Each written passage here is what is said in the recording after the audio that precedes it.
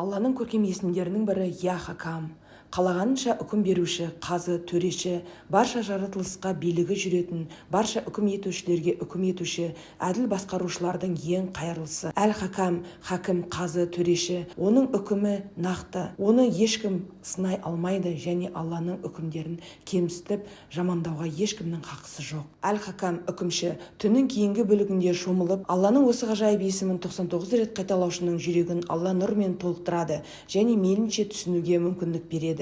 Бейсенбіден жұмаға ауысатын түні ерекше шабытпен Алланың осы ғажайып есімін көптеп қайталаған жақсы. Әл-Хакам, қазы, аса жоғары, төреші, шешуші. Алла тағала жарлықтары әр уақытта толығымен әділ болатын, шешімдері сөзсіз жүзеге асатын ұлы төреші, өйткені ол шешуші, сондай-ақ ол құлдарына қалағандай үкім етеді.